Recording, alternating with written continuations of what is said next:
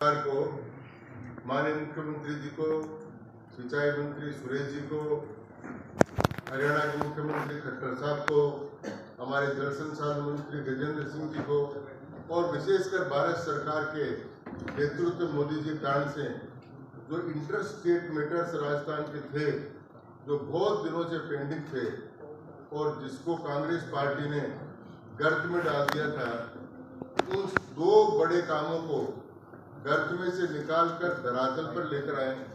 इसके लिए मैं भजनलाल जी को और सुरेश जी रावत को और ट्रिपल इंजन की सरकार को, दिल्ली की सरकार आज पहले डबल इंजन की चलती थी, अब ट्रिपल इंजन की सरकार को, दिल्ली की सरकार, हरियाणा की सरकार और राजस्थान की सरकार, दिल्ली की सरकार, मध्य प्रदेश की सरकार और राजस्थान की सरकार, तो 3 in 1 होने के कारण से ये बड़ा समझौते पर हम पहुंच पाए।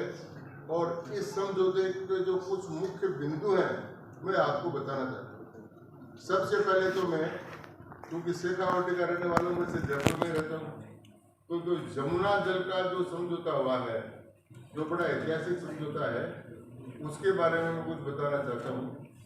वो ये है कि 1994 में ये यमुना बहने वाले जो राज्य हैं, उन राज्यों के 6 राज्यों में की मीटिंग हुई थी। इसमें यमुना के फ्लड वाटर पर समझौता हुआ। मैं उस नेताओं को जिनको इसकी समझ नहीं है बताना चाहता हूँ कि फ्लड वाटर और बहता हुआ पानी, इसमें दोनों फर्क है। एक पानी है जो रेगुलर फ्लो में आता है और एक पानी है जो फ्लड वाटर में आता है। ये समझौता हुआ था वो यमुना के फ्लड वाटर में हुआ। और वो क्यों हुआ, इसका भी कारण है। 2 थ्योरी चलती है दुनिया में पानी के, नदियों के पानी के बंटवारे की। एक कहते हैं राइपेरियन थ्योरी और एक कहते हैं बेसिन थ्योरी। राइपेरियन थ्योरी वह जिसके अंदर से नदी बहकर जाती है, वो स्टेट जिसमें आते हैं, वो राइपेरियन थ्योरी है। और बेसिन थ्योरी वो है कि जिसमें उन राज्यों का बेसिन है उस नदी का। उदाहरण के लिए यमुना का पानी हमको क्यों मिला, क्योंकि यमुना में चंबल मिलती है, चंबल में बनास मिलती है और उसकी सहायक नदियां मिलती है।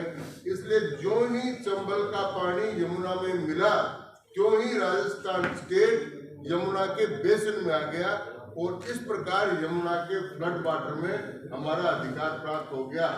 इस अधिकार का पहला समझौता 1994 में हुआ।